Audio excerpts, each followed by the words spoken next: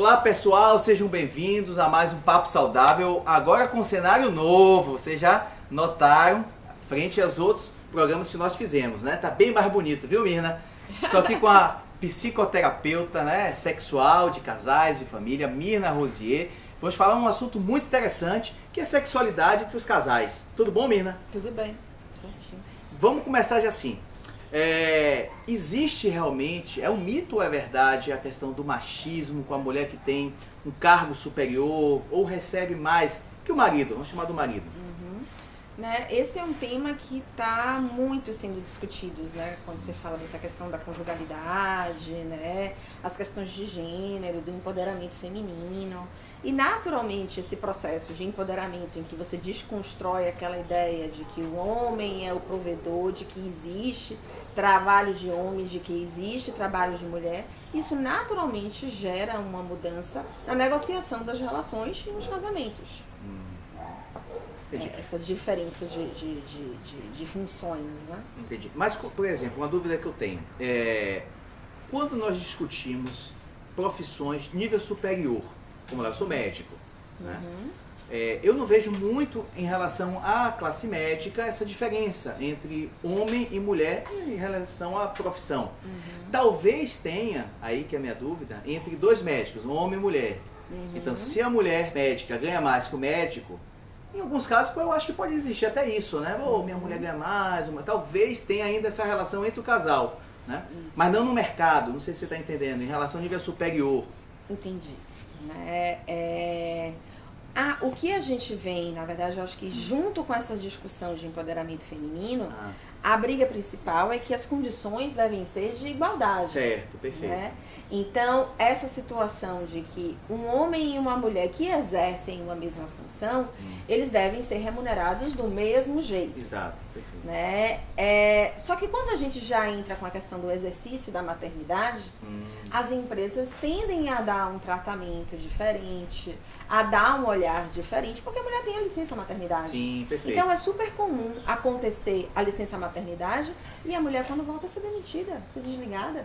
Essa dificuldade por um fator biológico, inclusive. Exatamente, né? Então, ainda quando a gente fala essa questão de condições de igualdade, quando a gente já administra essa situação, não é dado o mesmo tratamento. E aí vem a briga do homem ter o direito também da licença maternidade, paternidade, como é que vai ser administrado isso, né? Mas só por essa condição da mulher ter o bebê e ficar, que seja por 3, 4, 5, 6 meses, a depender do tipo de função que você desempenha, né? Tem empresas que absorvem, entendem, mas tem empresas que ainda não. Que na hora de contratar, é feita a pergunta: você tem filhos? Você pretende ter filhos? Então, no momento que você vê essa pergunta, por que a minha vida pessoal ou a forma que eu administro isso vai interferir na minha capacidade para exercer essa função? Claro. Então, isso ainda no mercado de trabalho, volta e meia, a mulher ainda tem que administrar. Então, ainda existe uma diferença, existe uma briga social, os movimentos feministas para que essas condições se igualem, e naturalmente isso se estende também para as relações do casal, né? Quando a mulher, de certa forma, porque dinheiro, poder é dinheiro, né? Então, de certa forma, uma mulher que é independente, entendeu? Que consegue sustentar suas escolhas, seus desejos, seus planos, né? E coloca isso na relação em pauta para se negociar, não é um homem que dita aonde vai, o que vai fazer, o que vai comprar. Ela tem também, ela conquista o mesmo direito de escolha e que a opinião dela tem o mesmo peso, né? Faz diferença. Claro que faz. E quando você está numa terapia, que você recebe casais, né? Você recebe casais para essa discussão. Esse é o tema que é mais envolvido? Tem outros temas em relação à sexualidade? Qual o principal tema em discussão? Quando a gente fala dessa questão dos relacionamentos de casal, sempre cai em disputa de poder. Então você já sabe que ao trabalhar a conjugalidade, temas que você vai discutir, questões de gênero, questões de poder, né? Que aí vai dentro as responsabilidades com filhos, né? As acusações de que Você faz de mais, você faz de menos, você participa de mais, você participa de menos. E toda essa questão de equilíbrio, de responsabilidades, de expectativa, envolve gênero e empoderamento, né? Então, além das dificuldades de comunicação, eu quis dizer isso, você entendeu isso, Tá. né? Então, normalmente acaba perpassando por essas discussões de como as regras do relacionamento são negociadas e administradas, né? E a questão da comunicação, que interfere nessa negociação. E existe uma melhor forma dessa, vamos chamar de negociação? Existe um melhor momento para essa negociação ou como se faz isso? Por mais que a gente saiba que existem várias formas de se comunicar, não é somente a comunicação verbal, e se a gente cai até nessa questão das diferenças de gênero, o homem tende a ser mais econômico nas palavras, né? A mulher tem uma necessidade de falar o que sente, de expor o que pensa muito maior. Então tem N pesquisas que dizem que as mulheres dizem não sei quantas palavras por dia, enquanto a necessidade do homem é muito pequena. Então já começa uma diferença na comunicação aí. Sim. Como é que alguém que fala demais e necessariamente acaba querendo que o outro, entendeu, também retribua essas expectativas com alguém que normalmente fala de menos, né? Tende a se comunicar mais por atitudes do que verbalizar isso. E convenhamos que dentro dessa questão da comunicação, né, uma das formas de você ter menos eco é se você falar o que você pensa, ao invés de você depositar uma expectativa de que o outro, a partir de suas atitudes, entenda o que você quer dizer, né? Então, o desencontro acontece por aí. Então, além dessa questão das necessidades que tendem a ser diferentes por gênero, por personalidade e por aí vai, é importante que você de fato diga o que você está pensando, diga o que você está sentindo, ao invés de tentar subentender que o outro vai entender, e pior ainda, que vai entender aquilo que você quer que ele entenda. E não vai acontecer. Não vai acontecer isso, não acontece desse jeito. Exatamente. E você acha que a mulher que tem, você coloca atitude, né, que tem seu padrão de vida, né, bem definido, ela assusta o homem, não assusta? Ainda existe esse mito? É mito, é verdade?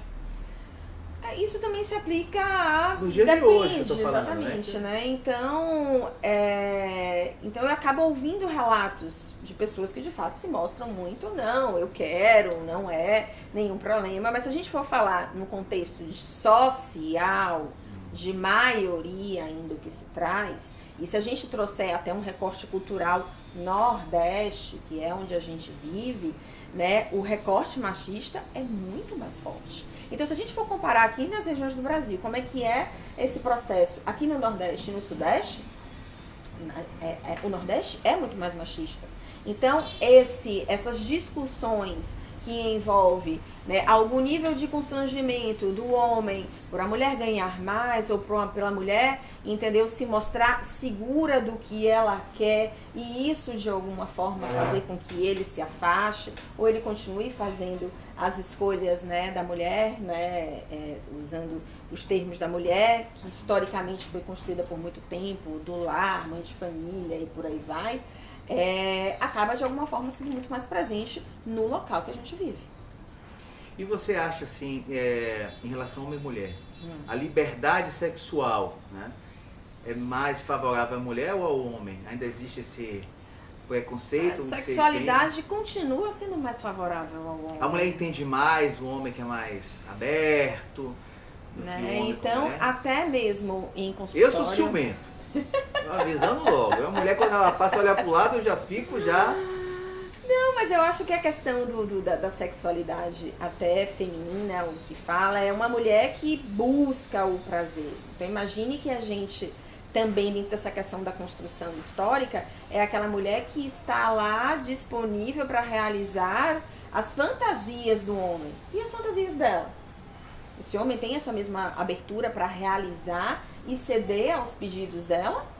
Né? Então, quando a gente fala dessa questão da mulher que tem uma liberdade sexual, é uma mulher que, de fato, além de saber o que ela quer e o que a satisfaz sexualmente, ela compartilha isso e vivencia isso, né?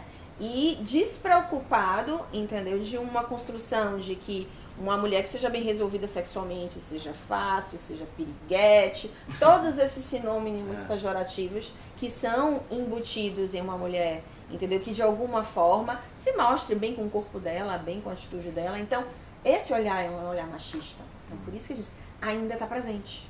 Está presente. Eu me lembro assim, na adolescência, tem um tempinho, não tem tanto tempo, né? Que eu sou tão velho assim, mas tem um tempinho. Quando a gente saía, eu saía com minha namorada e normalmente saíam as meninas com a gente e tal, mas sempre acompanhada. Hoje eu já vejo grupos de mulheres saindo isolado, né? Eu acho que existe uma maior liberdade para a mulher, né? Não, felizmente elas estão, né? Isso sempre existiu. O que aconteceu é que ela não tinha espaço para expressar isso, porque o julgamento, os olhares, né? Hoje muito menos, né? Então, mas volta e meia a gente ainda vê alguma manifestação, alguma questão, algum comentário. Então não é algo que deixou de existir, até mesmo porque a gente está num processo de construção, né? E eu entendo que já que essas construções históricas, desconstruções históricas, movimento social, nunca é rápido, né? Então a gente está em processo de construção e eu acredito que um olhar completamente desvinculado de preconceito, de machismo, está longe ainda para ser extinto. Mas você não acha que às vezes há um exagero em alguns discursos feministas? Será que não existe um exagero? Tem, não existe. Eu acho, também eu não sou a favor do radicalismo. Existe o radicalismo para uma ponta, existe o radicalismo tanto dos movimentos feministas e por aí vai. O que eu acho interessante é você criar um espaço para discutir esse tema. Certo. Porque ele acontece e é importante que se discuta, não é simplesmente veja e todo mundo se cala e fica todo mundo com sua opinião e não compartilha, né? Mas concordo com você. Existe também um extremismo, né? Sempre é bom diálogo, né? Essa discussão. Para finalizar nosso programa, tem a dica do Cezinha. Aí você olha para a câmera e dá dica para os nossos internautas, seguidores. Eu acho que até dentro dessa questão de relacionamento, né, até vinculada a uma das perguntas que você me fez sobre qual é a principal questão, é os casais se comunicarem melhor, né? De fato, terem um momento a dois, investirem em intimidade, investirem em afinidade, compartilharem seus desejos, planos, porque ao longo do tempo isso muda e a gente não pode, entendeu, depositar a questão do que o outro vai adivinhar porque eu mudei, porque o outro vai conseguir descobrir em que questão eu mudei, quais são meus desejos, meus sonhos.